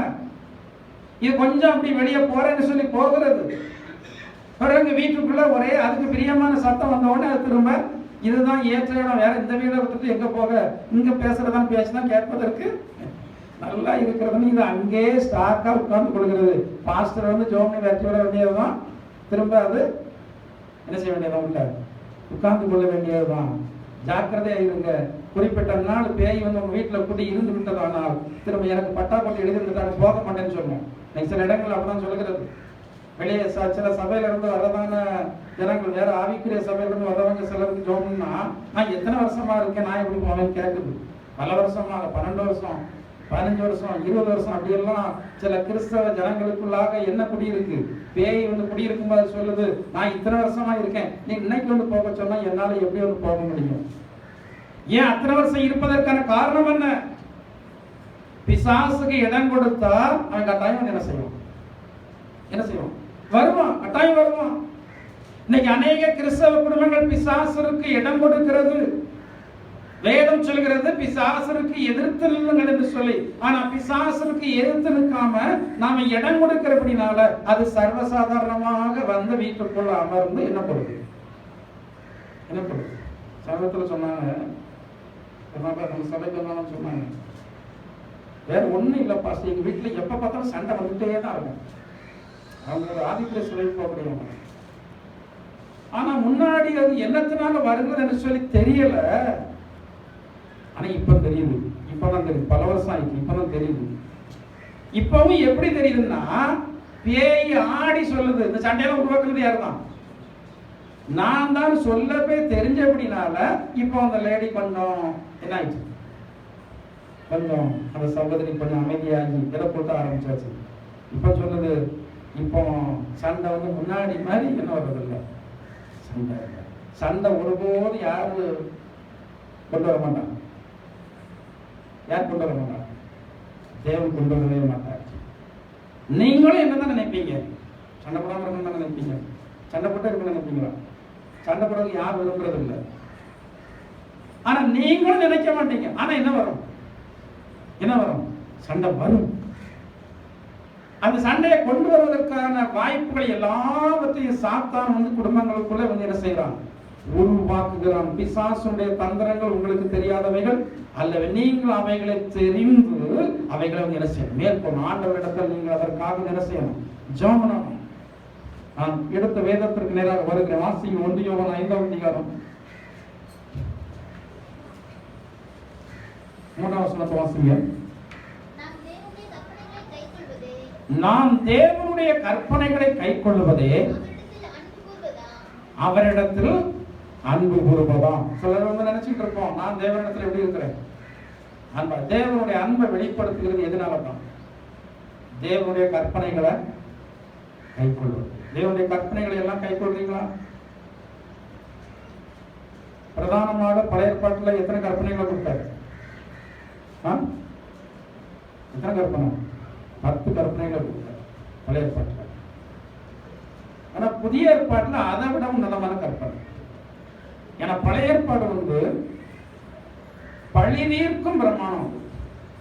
ஒருத்தன் கையை வெட்டினா கையை அடுத்த நம்ம என்ன செய்யலாம், வெட்டினா அது என்ன கிடையாது, பாவம் கிடையாது. பழைய ஏற்பாட்டின் படி கண்ணுக்கு கண், பல்லுக்கு பல், கைக்கு கை என்பதை நீங்க உரைக்கப்பட்டதை அறிந்திருக்கிறீங்க வேதத்துல சொல்லியிருக்கு. ஆனால் புதிய பிரமாணம் என்பது எதிலே சொல்லப்பட்டிருக்கிறது? மத்தேயு சுவிசேஷம் 5வது அதிகாரம் 6வது அதிகாரம் 7வது அதிகாரம் வீட்டில் நீங்க வாசித்து பாருங்க. இது தேவன் புதிய ஏற்பாட்டு காலத்துல வாழுகிறதான தேவனுடைய பிள்ளைகளுக்கு கொடுத்ததான கற்பனை தான் அதுல சொல்லப்பட்டிருக்கிறது. இந்த கற்பனைகளை கேட்பதற்கு கூட எல்லாரும் போகல. அவர் திரளான ஜனங்களை கண்டு மலையில் ஏறின போது எல்லா ஜனங்களும் வந்து விட்டார்கள் என்று சொல்லி வேதத்துல சொல்லப்படவில்லை. 5வது அதிகாரம் முதல் வசனமே சொல்லப்பட்டிருக்கிறது. அவர் திரளான ஜனங்களை கண்டு மலையின் மேல் ஏறினார். அவர் உட்கார்ந்த பொழுது யார்தான் வந்தா? கூட்டம் நிறைய இருந்துச்சு. அந்த கூட்டத்தில் நிறைய ஒரு எண்ணத்தை உடையதான ஜனங்கள் இருந்தாங்க. நிறைய பேர் வியாதி சுகமடைவதற்காகவே வந்திருந்தாங்க. ரொம்ப கஷ்டப்பட்டவங்க, ஆகாரத்தை கஷ்டப்பட்டவங்க. ஆண்டவர் ஆகாரம் கொடுப்பார், சும்மா அனுப்ப மாட்டார். எனவே அவர்கள் பசியாறுவதற்கு சொல்லி அநேகர் வந்திருந்தாங்க. ஆனா இதுல கொஞ்சம் சொற்பமான ஜனங்கள் தான் இதை கேட்கணும், தேவனுடைய வார்த்தையை கேட்கணும். அவர்களுக்கு பேர் தான் யாரு? சீசர்கள். அவர் உட்கார்ந்த பொழுது அவருடைய சீசர்கள் அவரிடத்தில் வந்தார்கள். அவர் தமது வாயை திறந்து அவர்களுக்கு உபதேசித்து சொன்னவைகள் அதில் வரிசையாக நிறைய சொல்லப்பட்டிருக்கிறது. இது எல்லாம் என்ன கற்பனை? புதிய ஏற்பாட்டினுடைய கற்பனை. இந்த கற்பனைகளை நம்ம செயல்முறைக்கு கொண்டு வருவது கொஞ்சம் கஷ்டம் தான் கொண்டு வருவது. ஆனா இப்படியே சொல்லிக்கிட்டு இருந்தா நம்ம சொல்லிக்கிட்டே தான் இருக்கணும். தேவனுடைய பிரமாணங்களின்படி நடப்பது தேவனுடைய பிள்ளைகளுக்கு அது லகுவானது. நீங்கள் உண்மையிலேயே மனம் திரும்பி இருந்தால் அது லகுவானது. வேதத்துல சொல்லப்பட்டிருக்கிறது, இந்த வார்த்தைகள் பார யோசனைகள் ஆனவைகள் அல்ல. இன்னொரு வசனம் வாசிங்க, 2 யோவான் 1வது அதிகாரம் 6வது வசனத்தை வாசிங்க. நாம் அவருடைய கற்பனைகளின்படி நடப்பதே அன்பு.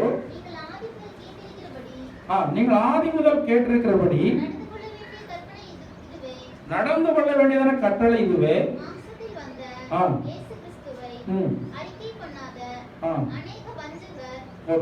நீங்க முதல் வாசித்த வசனம் 1 யோவான் 5:3 வாசிங்க.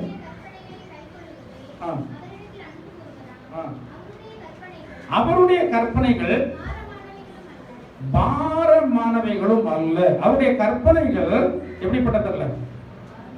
பாரமானவைகள் அல்ல, கஷ்டமானவைகள் அல்ல. தேவன் கொடுத்திருக்கிறதான பிரமாணம் ரொம்ப ரொம்ப லகுவானது. தேவனிடத்துல ஜெபம் பண்ணா தலைகள் தான் ஜெபம் பண்ணணும் அப்படின்னா கஷ்டம். அப்படி ஜெபம் பண்ணா தருவேன் அப்படின்னா அது என்னது? அது நீங்க தேவனிடத்துல ஏதாவது ஒண்ணு வாங்கணும்னு நீங்க நினைச்சீங்கன்னா 1 மாசம் பட்டி கிடந்தாதான் தருவேன் அப்படின்னா அது கஷ்டம். இதெல்லாம் கஷ்டம். ஆனா ஆண்டவர் அவருடைய பிள்ளைகளாகிய நமக்கு கொடுத்திருக்கிறதான பிரமாணங்கள்லாம் ரொம்ப ரொம்ப லகுவானவை. ஒரு ஏழையும் கை கொள்ளலாம், ஒரு ஐஸ்வர்யவானும் கை கொள்ளலாம், படித்தவனும் கை கொள்ளலாம், படிக்காதவனும் கை கொள்ளலாம். ஏற்றத்தாழ்வே ஆண்டவரிடத்துல இல்லை. கிரேக்கன் என்றும் இல்லை, யூதன் என்றும் இல்லை, அடிமை என்றும் இல்லை, சுயாதீனம் உள்ளவனும் இல்லை. எல்லாம் தேவனுடைய பார்வையில சரி சமானமாக இருக்கிறார்கள். அப்ப தேவனுடைய பிரமாணங்களை நம்ம கை கொள்வது நமக்கு லகுவானது என்றுதான் வேதம் சொல்கிறது. ஆனா நாம நினைக்கிறோம் அது எப்படி இருக்கு? நமக்கு லகுவானது என்னது? ஒரு ஆளை பேசணும்னா லகுவா பேசுகிறோம், ஒரு ஆளை கெடுக்கணும்னா லகுவா கெடுக்கிறோம். ஆனா என்னைய பொறுத்த வரைக்கும் ஒரு ஆளை லகுவா பேச முடியல, என்னைய பொறுத்த வரைக்கும் லகுவா ஒரு ஆளை கெடுக்க முடியல. ஆனா கெடுக்கணும்னா தான் கஷ்டமா இருக்கு. ஏன்னா கெடுக்கணும் ஏன் கஷ்டமா இருக்குன்னா, கெடுத்துக்கணும் நம்முடைய இருதயம் ரொம்ப சத்துருக்கள் கூட பேசாம இருக்கிறது கஷ்டமா இருக்கு. என்னை பொறுத்தவரை சத்துருக்களை நாம சத்துருக்கள் நினைக்கிறது இல்லை. சிலர் நம்மளை சத்துருக்கள் நினைக்கிறாங்க, அவங்ககிட்ட கூட பேசாம இருப்பது எனக்கு எப்படி இருக்கு. அதுக்காக ஸ்பெஷலா ஆண்டவரத்தெல்லாம் சொல்லிட்டு இருக்கேன்.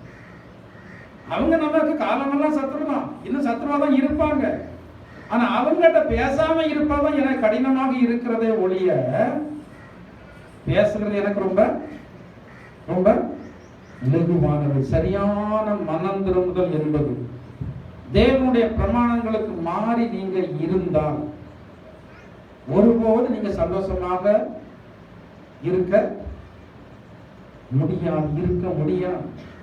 இன்னைக்கு அநேக இடங்களில் ஒரே வீட்டுக்குள்ள இருக்கிறவங்க சமாதானம் இல்லாம இருந்துட்டு தேவனுடைய பந்தியிலையும் வந்து என்ன எடுத்துருவாங்க. கணவன்களையும் அப்பதான் சண்டை போட்டு வந்திருப்பாங்க. ஆனா இங்க வந்து இருப்பாங்க. கணவன் அங்க இருந்து மனைவியை பார்ப்பாரு, மனைவி இங்க இருந்து இங்க கண்ணங்களை ஊற்றி பார்ப்பா. ஏன்னா காலையில என்ன போட்டு வந்திருக்கோம், சண்டை போட்டு வந்துருக்கு, மிளகா பண்ணிட்டாச்சு. இந்த சிக்கல் வேண்டாம்னு சொல்லிதான் ஒரு குறிப்பிட்ட சபையில கமிழ் எடுக்கணும்னா சபையில எல்லாரும் முன்னாடி என்ன கேட்கணும், கணவன் சண்டை போட்டு வந்துட்டா மனைவி எழுப்பி நின்று கர்த்தர் சோத்திரம், நான் தேவனுக்கு முன்பதாகவும் சபைக்கு முன்பாக இருக்கிறேன், ஆண்டவனை மன்னிக்க வேண்டும், காலையில என் மாப்பிள்ளை ரொம்ப பேசிட்டேன், ஆண்டவன் பாவத்தை மன்னிப்பாராக, என்னுடைய மாப்பிள்ளையும் தயவு செய்த பாவத்தை மன்னிச்சிடணும், பாஸ்டையாவும் இந்த பாவத்தை பெருசா இருக்கக்கூடாது அப்படின்னு சொல்லி மன்னிப்பு கேட்டுட்டு தான் என்ன எடுக்க முடியும். அப்படின்லாம் வச்சா நினைச்சேன், நம்ம அப்படி வைக்கலாம் நினைச்சேன். அதெல்லாம் நடைமுறைக்கு சாத்தியம் இல்லாததான். அப்புறம் யார் மட்டும்தான் இருக்கணும், பாஸ்டர் மட்டும்தான். ஒருவேளை பாஸ்டர் குடும்பம் எல்லாம் இருக்கணும், மற்றவங்களாம் இருக்க முடியாது. அதான் பாஸ்டர் ஒரு சபையில வந்து கருணை கொடுத்துட்டே வந்தாங்க. மனைவியும் கணவன் சண்டை போட்டு வந்திருக்காங்க. நியாயம் எப்படி அந்த சபையோட ஒழுங்கின்படி என்ன கேட்கணும், சபை மத்தியில மன்னிப்பு கேட்கணும். இவர் நேரே மாப்பிள்ளை பக்கத்துல கம்மியான கொண்டு போனவனே ஐயா அவர் கொடுக்காங்க. அவர் இன்னைக்கு என்ன போட்டு வந்தாரு, சண்டை போட்டு வந்தாரு, கொடுக்காதாங்க அப்படின்னு சொல்லி வந்து என்ன செய்யறாங்க, சத்தம் போடுறாங்க. தேவனுடைய பிள்ளைகளாகிய இன்னைக்கு அநேக ஜனங்கள் என்ன இல்லாம இருக்கிறோம், இந்த மாதிரி காரியத்துல சரியில்லாமல் இருக்கிறோம். நம்முடைய இருதயமே நம்மள எனக்கு இருக்குது, ஏன் இருக்குல்ல, அதெல்லாம் சமாளிச்சுட்டு தானே இருதயத்தை எல்லாம் ஆக்கிக்கிட்டு தானே சமாளிச்சுட்டு வரோம். அது எவ்வளவு பெரிய கஷ்டம் தானே இருக்கு. என்னைய பொறுத்த வரைக்கும் நம்முடைய இருதயம் போட்டு கொட்ட குறைஞ்சிட்டு இருக்கு. இதை சமாளிச்சு கடந்து போகணும்னா ரொம்ப கஷ்டம். அதோட அந்த மனசாட்சியை சரிப்படுத்திட்டோம்னா அதோடு அந்த காரியம் முடிஞ்சுது. அதுக்கு பிறகு அது நம்முடைய இருதயத்துல கடந்து என்ன செய்யாது, அறுக்காது. ஆனா இன்னைக்கு நிறைய பேரு மனம் திரும்பினேன் என்று எண்ணுகிற சொல்லுகிறதான ஜனங்கள் அநேக நினைக்கிறோம். வேதாகமத்துல சொல்லி இருக்கிறதெல்லாம் ரொம்ப கடினமான காரியம். அதெல்லாம் நடைமுறைக்கு என்ன இல்லை, சாத்தியம் இல்லைன்னு எண்ணுனா உங்களுக்கு தேவனுடைய ராஜ்யம் கிடைக்காது. இந்த பூமிக்குரியதான ஆசீர்வாதம் பூரணமா உங்களுக்கு, பூமிக்குரிய ஆசீர்வாதம் ஆண்டவனுக்கு பூரணமா தருகிறதுனா என்ன அர்த்தம், ஆசீர்வாதம் அதுல பிளஸ் கூடாது, என்னது கூடாது, என்ன கூடாது. நிறைய பேருக்கு ஆசீர்வாதம் இருக்கு, டக்குன்னு ஆண்டவருக்கு எடுப்பதற்கு மனம் இல்லை, உடனே அது கூட ஒரு பிளஸ் கொடுத்துருந்தாரு, இடத்தை கொடுத்துருவாரு. அதனோட கொஞ்சம் வேற என்ன இதை சேர்த்தானே வந்து வச்சிருக்கோம். நிம்மதியா என்ன செய்ய முடியாது. பணம் வரும், காசு வரும், ஆனா என்ன இருக்காது, என்ன நிம்மதி. எத்தனையோ பணக்காரங்க சாப்பிட முடியாம இருக்க, எல்லாம் இருக்கும், சாப்பிட முடியாது. ஏன்னா அந்த ஆசீர்வாதத்தோடு கூட என்னமும் சேர்ந்துருக்கு, வேதனையும் சேர்ந்துருக்கு. ஆனா தேவனுடைய பிள்ளைகளாகி நீங்கள் இந்த சபையில வருகிறதான எல்லாரும் ஆசீர்வதிக்கப்படணும். ஆனா என்ன ஆசீர்வாதம் இருக்குன்னா வேதனை இல்லாத ஆசீர்வாதம் உங்களுக்கு இருக்கும். வேதனை சேர்ந்து உங்களுக்கு இருந்துச்சுன்னா அது சந்தோஷமா இருக்காது, சமாதானமாக இருக்காது. சபை நடத்துகிறது எனக்கு வந்து கஷ்டமா தான் வந்து இருக்கும். நீங்க ஆண்டவர் உங்களை ஆசீர்வதிக்கிறத ஆசீர்வாதத்தை சந்தோஷமாக சமாதானத்தோடு நீங்கள் அனுபவித்தால் தான் அது ஆண்டோடைய நாமத்திற்கு என்ன இருக்கு. பணம் நிறைய இருக்கு, மாசம் 5 லட்சம் ரூபாய் வருமானம் வருது. ஆனா சரீரத்துல தலை முதல் பாத வரைக்கும் என்ன இல்லை, அதுல சுகமே இல்லைன்னு வச்சுக்கிடுங்க. தலையில இருந்து பாத வரைக்கும் சுகமே இல்லைன்னு வச்சுக்கிடுங்க. எப்படி இருக்கும்? பிரியாணி இருந்தாலும் இப்படிதான் இருக்கும், இப்படிதான் இருக்கும். சுகவீனமாக படுக்கையில் இருந்தவங்களுக்கு தெரியும். சுகவீனமாக படுக்கையில் இருக்கும்போது ஒரு நபர் 1 கிலோ ஆப்பிள் பழத்தை வாங்கி கொண்டு வச்சிருப்பாங்க, இன்னொரு நபர் 1 கிலோ திராட்சை பழத்தை வாங்கிட்டு வருவாங்க, இன்னொரு நபர் ஆர்லிக்ஸ் வாங்கி கொண்டு வச்சிருப்பாங்க, இன்னொரு நபர் கொஞ்சம் சாப்பிட்டு பார்க்கற மாதிரி வீட்டில் இருந்து சாப்பாடு ஆக்கி கொண்டு வச்சிருப்பாங்க. எல்லாம் இருக்கும், யோசிக்கிட்டே தான் இருப்பாரு. எங்கேயோ சாப்பிட, எங்கேயோ சாப்பிட. என்ன இருக்கு இப்போ சரீரத்தில்? வேதனை இருக்கு, அதை என்ன செய்ய முடியல.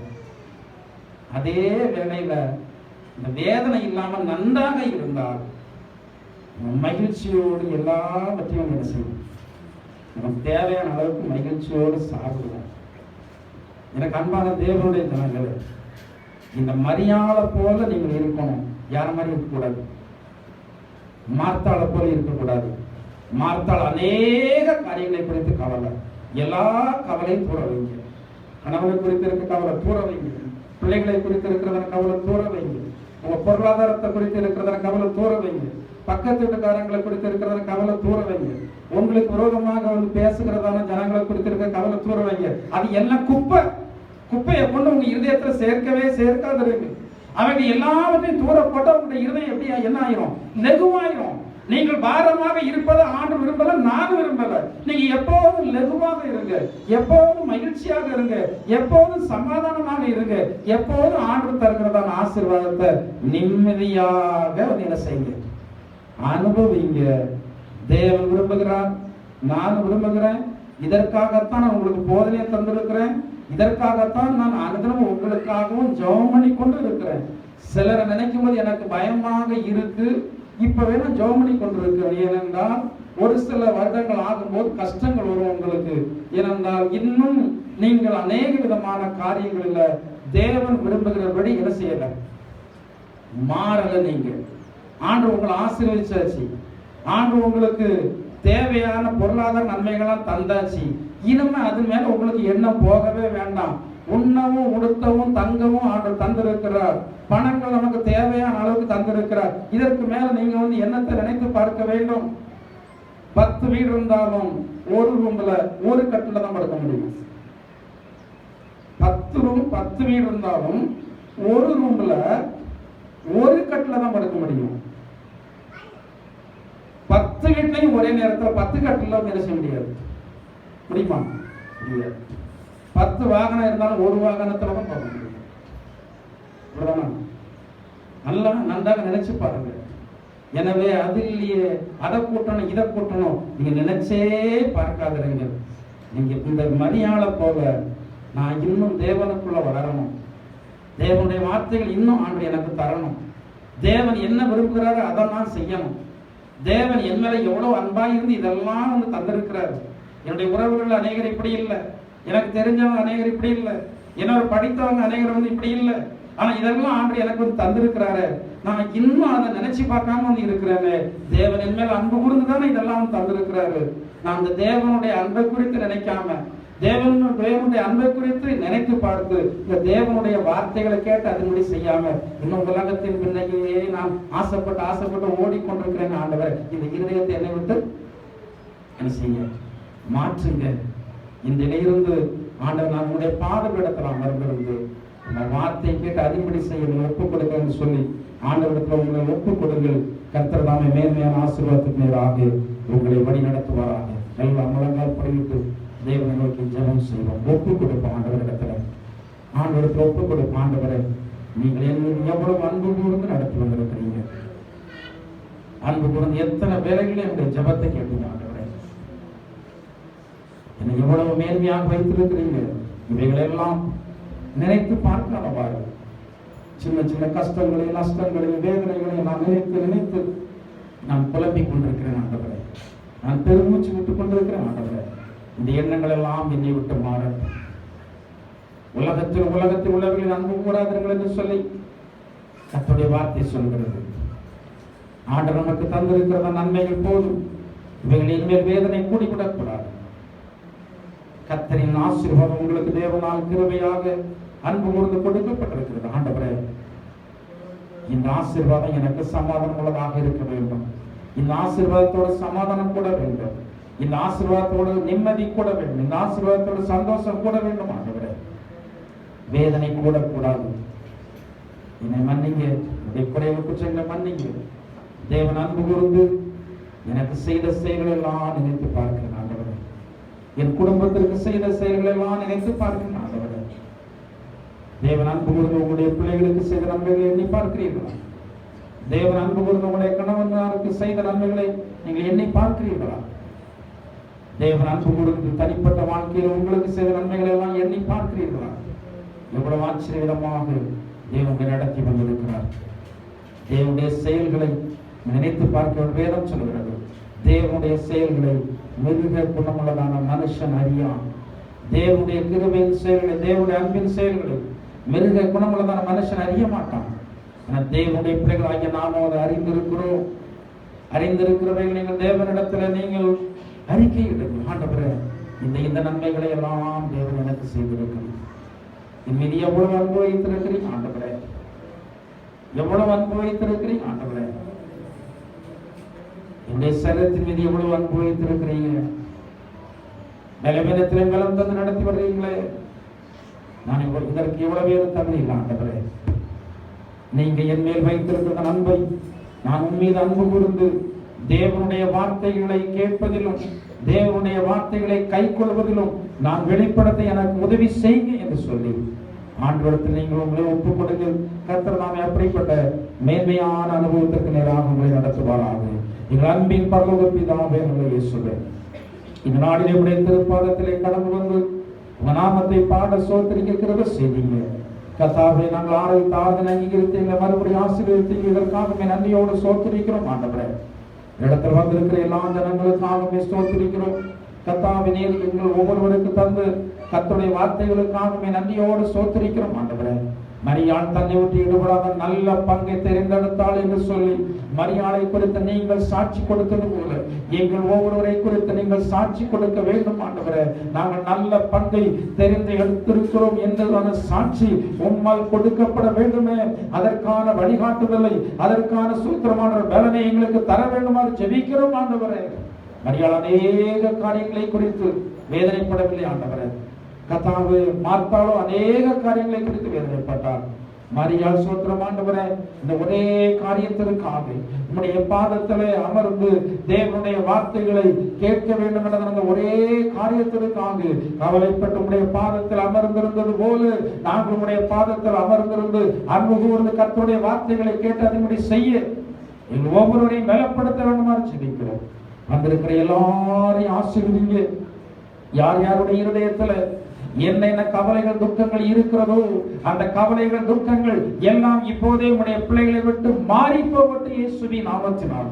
உடைய பிள்ளைகள் எல்லாரும் சமாதானத்திற்குரியவர்களாக, சந்தோஷத்திற்குரியவர்களாக மாறத்தக்கதாக பரலோகத்தின் வல்லமையினால் ஒவ்வொருவரை நிரப்ப வேண்டுமாறு ஜெபிக்கிறோம் ஆண்டவரே. வராத ஜனங்கள் வரநாளுக்கு அழைத்து வாருங்கள். சமீபத்தில் தூரத்தில் இந்தியாவின் பல மாநிலங்கள் வெளிநாடுகள் எங்களோடு ஐக்கியப்பட்டு இருக்கிறார்கள். எல்லாரையும் உடைய கருத்தில் ஒப்பு கொடுக்கிறோம். வார்த்தைப்படி ஜீவிக்க ஒவ்வொருவருக்கும் பலனை கர்த்தர் கொடுப்பீராக ஆண்டவரே. கர்த்தாவே, கொடிய வியாதிகளுக்கெல்லாம் எங்களை மட்டும் விலக்கி காத்த தேவன் தொடர்ந்து காத்துக் கொள்ளுங்க. சத்துடைய கண்ணிகளுக்கு விலக்கி காத்த தேவன் தொடர்ந்து எங்களை காத்துக் கொள்ள வேண்டுமாறு ஜெபிக்கிறோம் ஆண்டவரே. பூமியில் நடைமாடுகிறதான எல்லா கொடூர வியாதிகளிலிருந்து எங்களை காத்தீரே. இதற்காக நன்றியர்களை இதயத்தோடு துதிக்கிறோம் ஆண்டவரே. போக்குவரவு பிரயாணங்களை எல்லாவற்றையும் கர்த்தர் பாதுகாத்துக் கொள்ளுங்க. வருகை தாமதிக்குமானால் மீண்டுமாக ஒரு முறை கூட சன்னிதானத்திலே கடந்து வர கிருபை செய்தருள வேண்டுமாறு இயேசுவின் இணையற்ற நாமத்தால் ஜெபிக்கிறோம் ஜீவனுள்ள பிதாவே.